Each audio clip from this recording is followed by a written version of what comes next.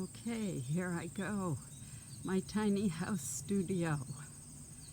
Yeah, where I work, where I posted, the picture of me sitting out on my porch working. And, uneven ground. The side, I'm just going around on wheels. And I just love it. You see, there's a dormer there that gives me a loft, just like in my house. And there is my house right across the woodpile from me.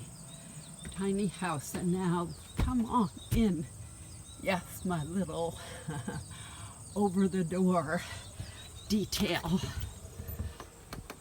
All right, and I have set up some things in here to show you what I make also. But so I've just stepped into this door. This is an 8 by 12. I'm going to go right around the walls of the studio.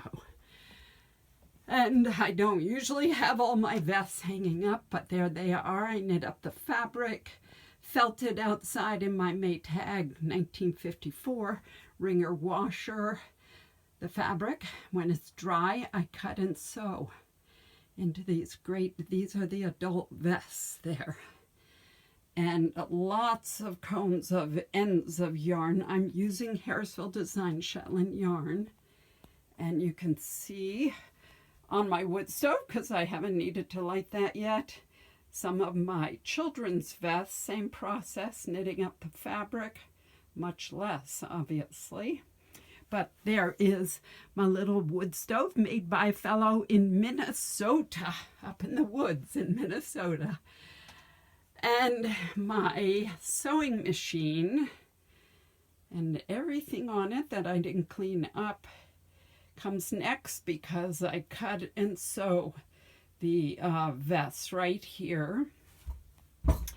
Drawers underneath for storage, garbage, all my forms for making after my slippers are knit and felted to get the shape of the slipper.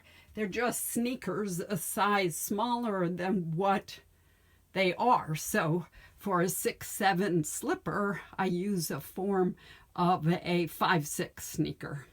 Okay, so my purple fan. I have purple fan in my house and my studio. And my windows, okay, a friend did a sticker hummingbird for me. And another shelf unit. And now my entertainment, CD player, radio, because I can listen to that all day. Drawers of threads, and now we start getting into my coned yarns that I use for my flatbed knitter. It's a standard bed. This happens to be a Studio by White. And that bar across is so it takes my yarn carrier, hook it up there, and it can make fabric all day long for me, as long as I keep putting the yarn up through. So this is the ribber part. This bed are the knitting needles. So I'm no longer shaping sweaters and things. I create fabric on this. And I've got about 40% shrinkage for the vests to get the feel I want.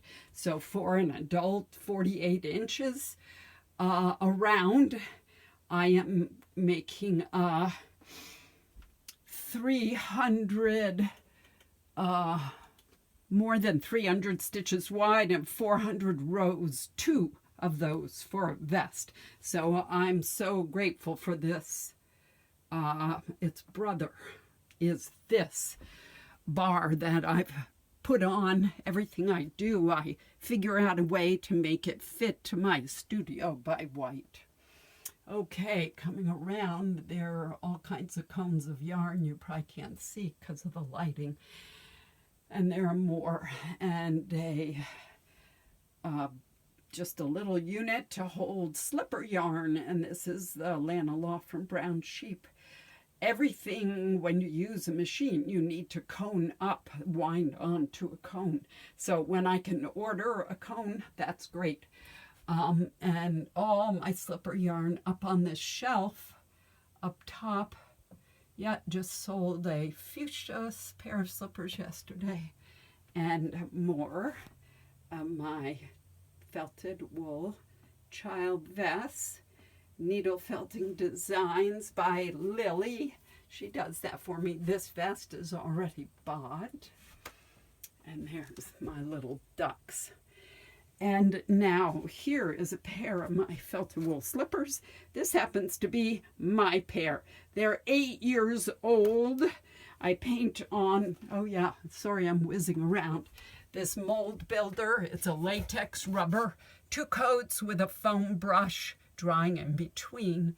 And this makes this slipper so much more durable because friction wears out wool, and they're non-skid. So this is what's called a bulky bed knitter here. And I just have the knitting bed on it. I don't have the pearl needles there, the ribber, because I'm just using it to shape slippers.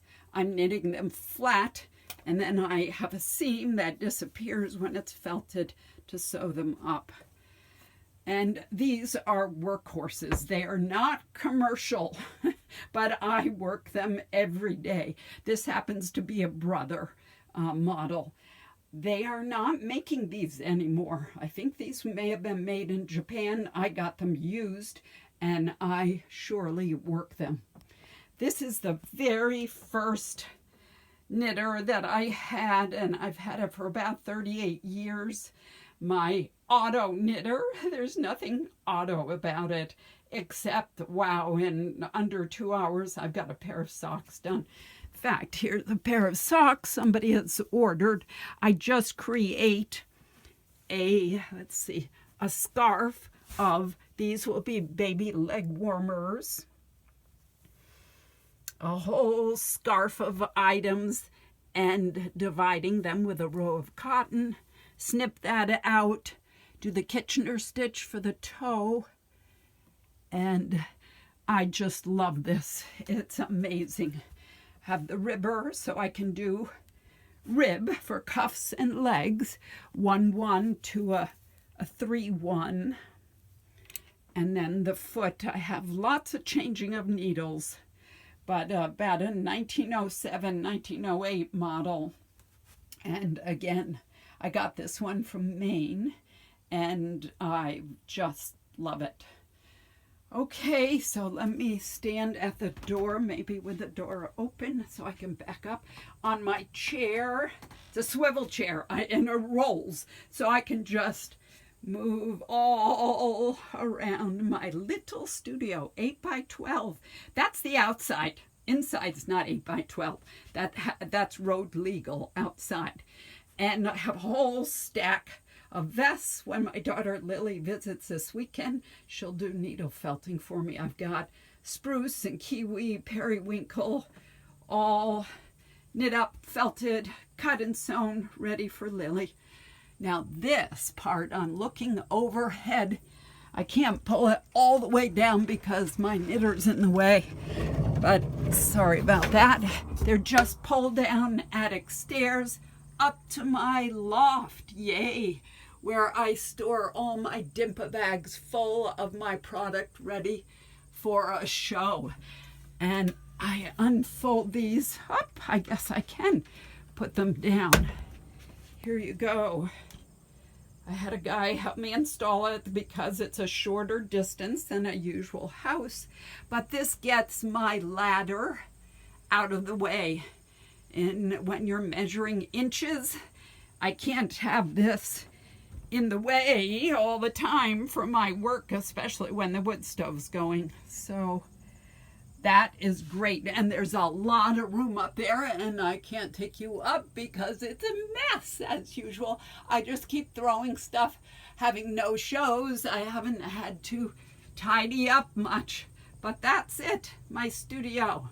All right. Thanks for watching.